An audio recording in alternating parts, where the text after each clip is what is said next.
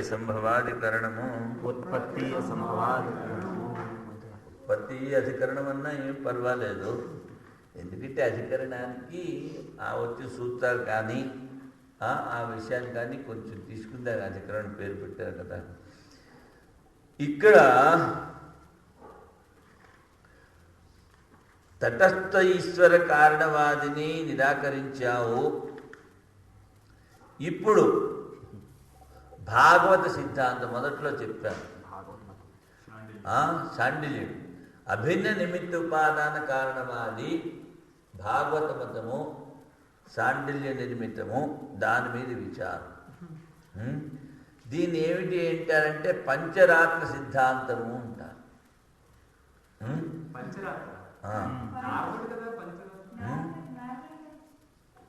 అది కాదు, పాంచరాత్రం అంటారు దీన్ని కూడా.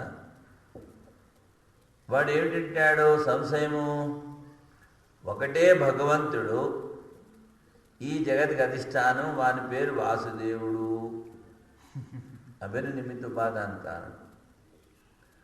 వాని ద్వారా జీవుడు ఉత్పత్తి పొందాడు, వాని పేరు సంకర్షణుడు.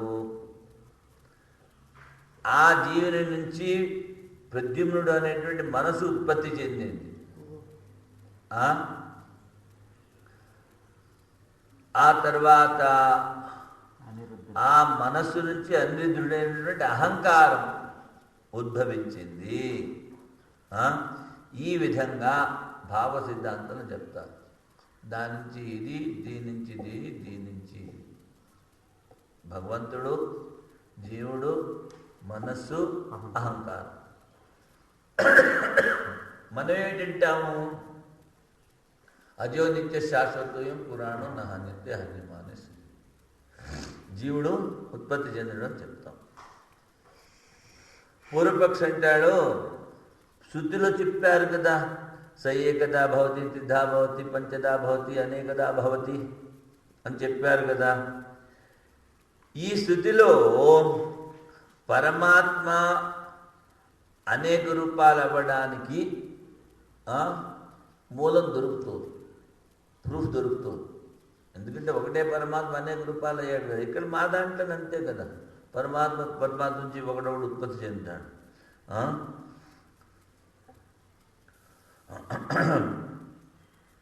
అందుకని ఇది ఈ భాగవత సిద్ధాంతం ప్రామాణికము అంటాడు. మరి ఏమిటి చెయ్యాలిరా అంటే, ముక్తి పొందడానికి అనన్య భావంతో ఆ భగవంతుని ఆరాధించాలి అని పూర్వపక్షుడు సిద్ధాంతం అంటాడు. ఈ భాగవత సిద్ధాంతం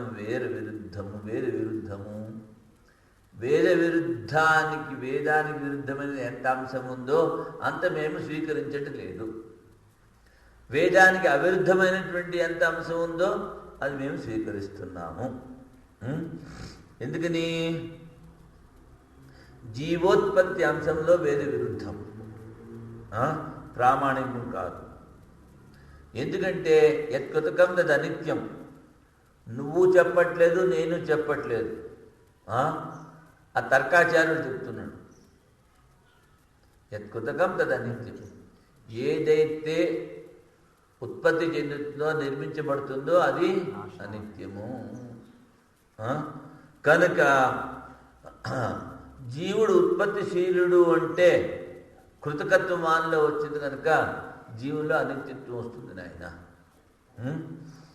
అప్పుడు జీవుడు ఉత్పత్తి చెందాడు అన్నామనుకో, వానిలో కృత విప్రనాశము, అకృతాభ్యాగం దోషాలు కూడా వస్తాయి. అందుకనే ఇంకోటి ఏమిటి, ఇన్ని వేదాల్లో చదివి అందులో శాంతి దొరకలేదు టైన్ గారికి, శాండిల్యుడికి. అందుకని భాగవత్మతాన్ని రాశాడు పాంచరాత్ర.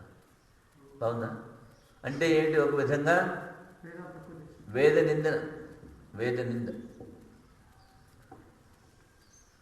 కాకపోతే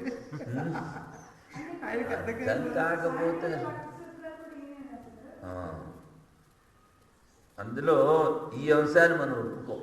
జీవోత్పత్తి అన్నది జీవోత్పత్తి, మనసుత్పత్తి, తర్వాత అహంకారోత్పత్తి.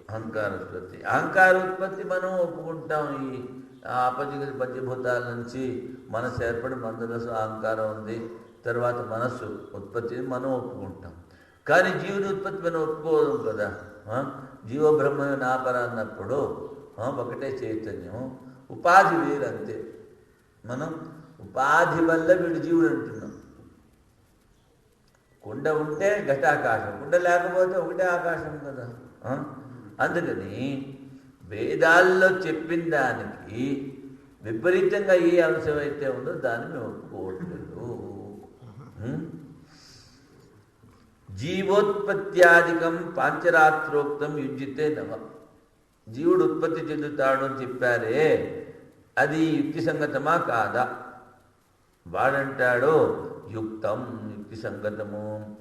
నారాయణ వ్యూహ తత్ సమారాధనాదివాత్. నారాయణుడు కారణం, వ్యూహం అంటే సమూహము. వీట్ల ఆరాధన కనిపిస్తోంది కనుక ఇది యుక్తి సంగతము. యుజ్యతాం అవిరుద్ధాంశో జీవోత్పత్తి నయుజ్యతే. అవిరుద్ధాంశం ఏమిటి? జీవోత్పత్తి. అభినయ నిమిత్తోపాదాన కారణం భగవంతుడు అన్నాడు కదా. ఇంతవరకు మేము ఒప్పుకుంటాం. జీవోత్పత్తి అన్నది ఉత్పన్నస్య వినాశిత్వే కృతనాశాది దోషత. ఉత్పన్నం అనేది నశిస్తుంది కనుక కృత విప్రనాశము, అకృత అభ్యాగము అనేటువంటి దోషాలు వస్తాయన. అందుకు మేము ఒప్పుకునేది లేదు. సరే, పాంచరాత్ర భగవతా మన్యంతే. భగవానేకో వాసుదేవ జగదుపాదానం నిమిత్తంచ. భాగవత అంటే ఆ భాగవతకారులు, పాంచరాత్ర మతస్థులైన భాగవతం చెప్పేటువంటి వాళ్ళ మతం ఏమిటి? ఒకడే భగవంతుడు, వాడు వాసుదేవుడు, జగద్ ఉపాదాన కారణము, నిమిత్త కారణం కూడా ఆయనే ఈ సృష్టికి.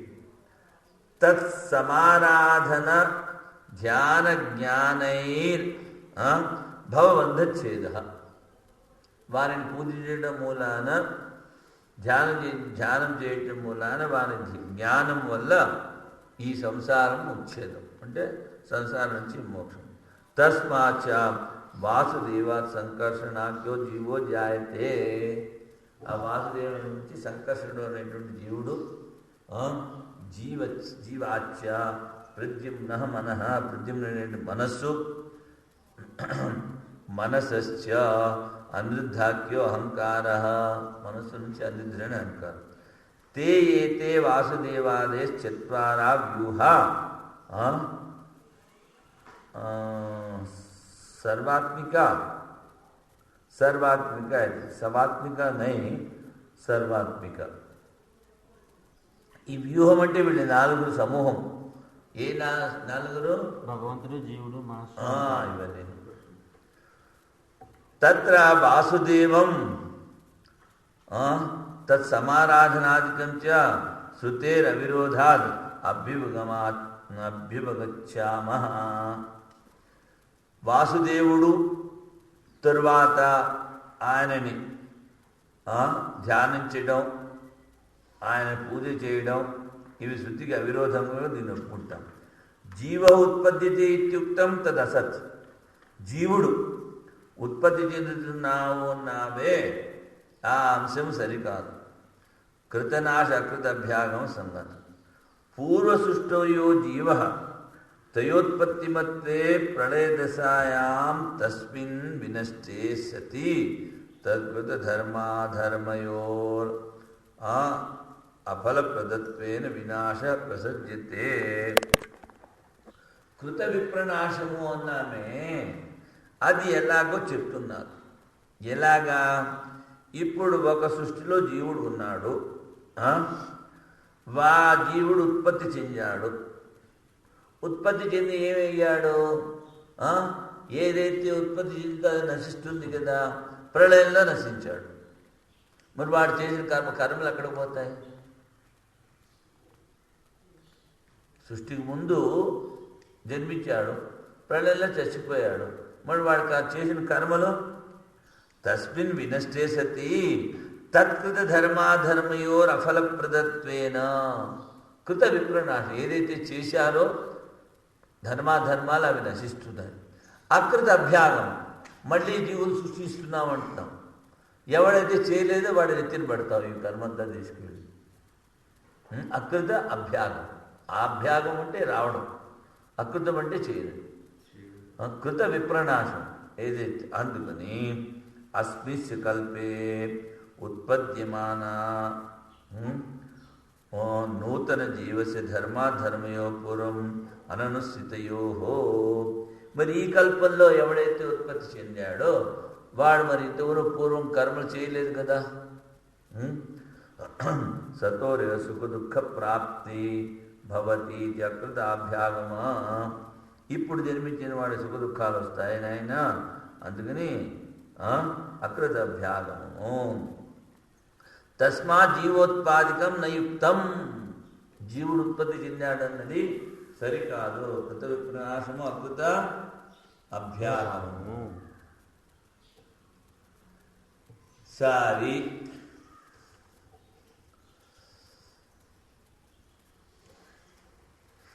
ఉత్పత్తి సంభవాత్. ఉత్పత్తి అసంభవాత్.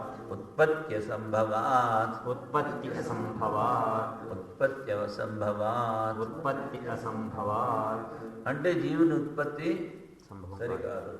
ఎందుకని? భాగవత రాద్ధాంత. మన సిద్ధాంతం అంటాం, రాద్ధాంతం. సిద్ధాంతాన్ని రాద్ధాంతం అంటే వాళ్ళ యొక్క సిద్ధాంతం ఏమిటి? వేద అవిరుద్ధాంశే ప్రామాణికత్వేపి.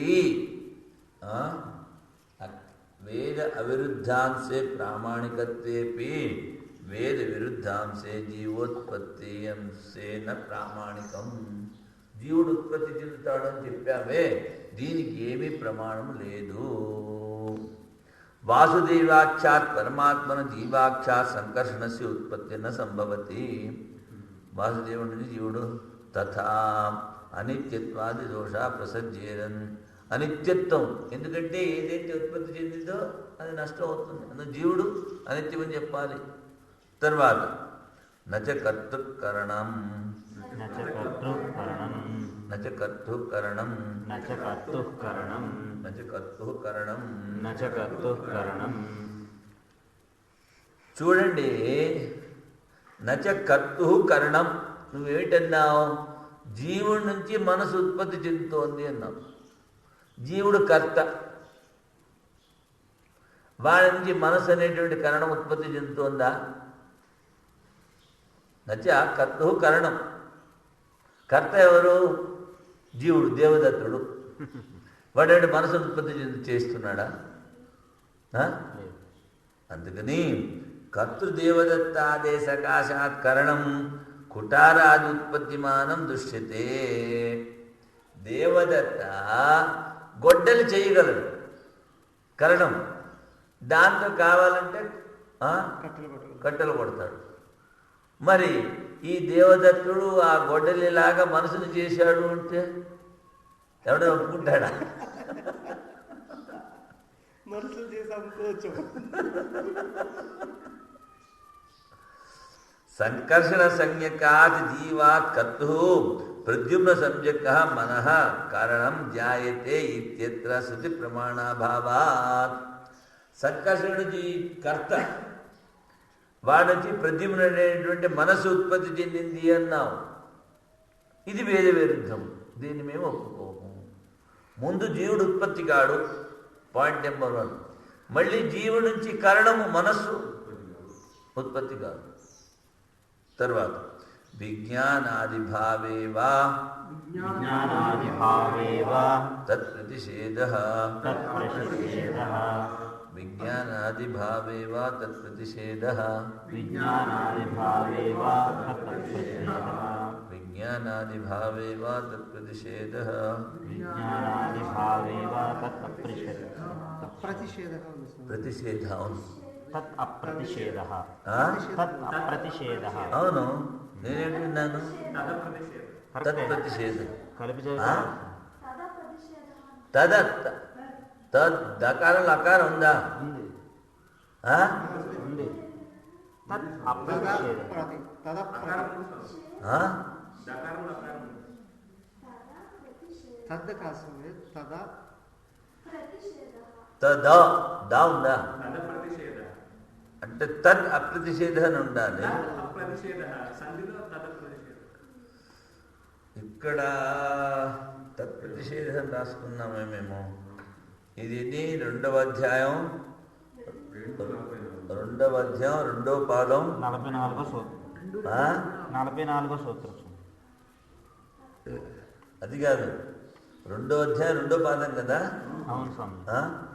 ఆ, 44. 44. విజ్ఞానాది భావేవా తదప్రతిషేధః. అచ్చా, విజ్ఞానాది భావేవా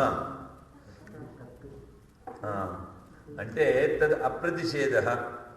తత్ ప్రతిషేధः ఉంది. చూద్దాం, లేకపోతే దగ్గరాన్ని హెల్ప్ చేసుకోవచ్చు. ఇక్కడ ముందు ఇది చూస్తే మనకు తెలుస్తుంది. సర్వే సంకర్షణాదయ జ్ఞానైశ్వర్యాదివి ఈశ్వర ధర్మైర్ అన్విత అభ్యుపగమ్యంతే. చూడండి, నువ్వేమిటన్నావు? ముందు వాసుదేవుడు, సంకర్షణుడు, ప్రద్యుమ్నుడు, అనిరుద్ధుడు అన్నావు. వ్యూహం. వీళ్ళందరూ కూడా సర్వే సంకర్షణాదయ జ్ఞాన ఐశ్వర్యాదివి ఈశ్వర ధర్మైర్ అన్విత అభ్యుపగమ్యంతే. ఆ జ్ఞానము ఐశ్వర్యము ఈశ్వరులాగే వీళ్ళలోనూ ఉన్నాయి అంటున్నావు. తథాన ఉత్పత్తి దోష ఇది చేత్. అందుకని వాళ్ళ నుంచి అలాంటి వాళ్ళే ఉత్పత్తి చెందారంటే దోషం లేదు అంటే, చూడండి, చతుర్నామ ఈశ్వర ధర్మతుల్యత్వే అనేకీశ్వర కల్పన అనర్థక ప్రసక్తి. నువ్వు అందరికీను అలాంటి జ్ఞానైశ్వర్యాలు ఉన్నాయి అంటే, ఇప్పుడు నలుగురు ఈశ్వరులు అయ్యారు కదా, అందరూ ఒకటే లాంటి వాళ్ళు కదా. అందుకని అనేక ఈశ్వర కల్పన అనర్థక్య ప్రసక్తి. అనేక మంది ఈశ్వరులు కల్పించడం అనేది అనర్థకము. ఏకైన ఈశ్వరేణ కార్యసిద్ధి. ఒక ఈశ్వరుదానే కార్యం. భగవాన్ ఏకో ఇది సిద్ధాంత భంగ. నువ్వేమి చెప్పినావు మొట్టమొదట్లో? భగవాన్ ఏక వాసుదేవ అన్నావు. ఇప్పుడు వీళ్ళందరికీ ఒకటే గుణం, ఒకటే ఐశ్వర్యం ఉందంటే వీళ్ళు నలుగురు అయ్యారు. మరి నీ సిద్ధాంతాన్ని నువ్వే ఖండిస్తున్నావు కదా. మొట్టమొదట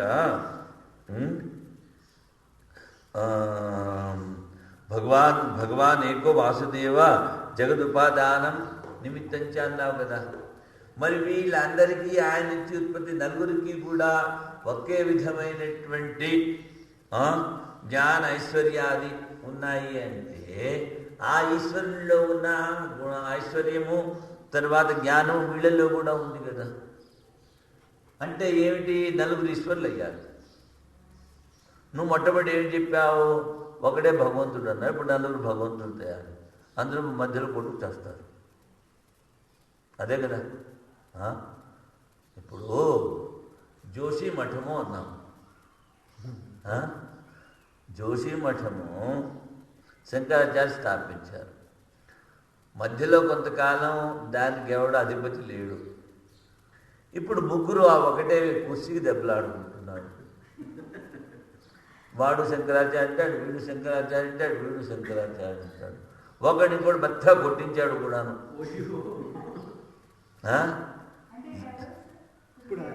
ఏదో వాసుదేవాన్ని ఇంకెవరో ఎదురు వాళ్ళు ఏదో అంటే అది ఏమిటైందో తెలీదు. మరి ఆ గురువు గారికి శిష్యులో లేకపోతే గద్దెకి శిష్యులు ఏమిటో అందులో అంతా మాకు అంత డీటెయిల్స్ తెలియదు. కానీ ఒక కుర్చీకి ముగ్గురు దెబ్బలాడుకుంటున్నారని మాత్రం తెలుసు. స్వరూపానంద, వాసుదేవానంద, ఇంకోడెవడో ఉన్నాడు. అంటే ఏమిటి? ఒక కార్యానికి నలుగురు ఈశ్వరులు అయితే ఏమిటవుతారు?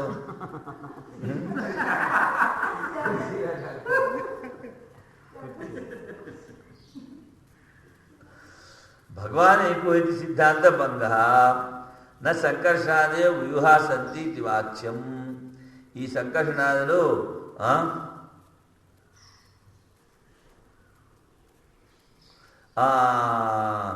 ఈ ఈ వ్యూహాలు సమూహాలు ఉన్నాయని చెప్పడానికి వీల్లేదు. కార్యకారణో అతిశయాభావే ఉత్పత్తి అసంభవాత్. నువ్వేమిటంటున్నావు? విజ్ఞానాదిభేవ తత్ ప్రతిషేధ. ఇక్కడ దకారం హల్లే ఉండాలి. తత్ అంటే ఉత్పత్తి లాంటివి ప్రతిషేధించబడ్డాయి. అందుకని నా సంకర్షాదే వ్యూహా సంతి వాక్యం. ఈ వీళ్ళందరికీ నువ్వు ఒకటే విధమైనటువంటి జ్ఞానము ఐశ్వర్యము అన్నావు కదా. వాసుదేవుడు ఎలాగో అలాగే సంకర్షణుడు అలాగే ప్రద్యుమ్నుడు అన్నప్పుడు ఈ కార్యానికి కారణానికి భేదం ఏమిటి? ఏం లేదు కదా. కార్యకారణయోర్ అతిశయాభావే ఉత్పత్తి అసంభవా. కారణంలాగే కార్యం కూడా ఉంటే మరి కారణం నుంచి కార్యం ఉత్పత్తి చెందింది ఎలాగ చెప్తావు? ఒక కొండ నుంచి ఇంకో కొండ ఉత్పత్తి అవుతుందా? అందుకని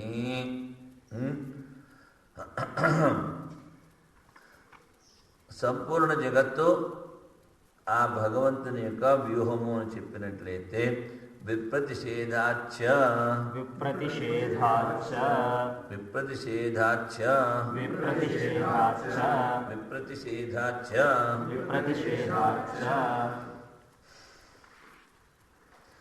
ఆ వాసుదేవునికి గుణము గుణిత్వము అన్నామనుకో. ఆయన గుణాలు కలవాడు, ఈ గుణాలు ఉన్నాయి. గుణగుణిత్వము అంటే పరస్పర విరోధం అవుతుంది. ఎందుకని? అప్రామాణం. చతుర్షు వేదేషు పరం శ్రేయో అలబ్ధ్వా.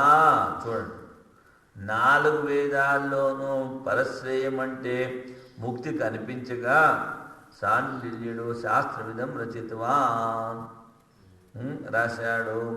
వేద నిందా దర్శనాదసంగతం ఏషా కల్పన. ఈ కల్పన సరికాదు. భ్రాంతి మూలకై సాంఖ్య వైశేషిక సౌగత ఆరత మాహేశ్వర భాగవత మతైర్ అనవద్యాత్ అద్వైత బ్రహ్మణో జగదుత్పత్తి వదన్ సమన్వయ. ఇవన్నీ కూడా భ్రాంతి మూలకంలో అని చెప్పారు. సాంఖ్యము వైశేషికము సౌగతము ఆరతం అంటే జైను, మహేశ్వరుడు భాగవత సిద్ధాంతం. ఇవన్నీ కూడా అనవద్యాత్ ఖండించలేవు దేన్ని? అద్వైత బ్రహ్మం. అందుకని ఈ అద్వైత బ్రహ్మమే ఉత్పత్తి కారణము అని చెప్పడంలో, సృష్టి కారణం చెప్పడం వలన వేదాంత వాక్యాలకి సమన్వయం ఉంది నాయన. ఇక్కడ దాకా ఈ 2వ అధ్యాయం 2వ భాగం.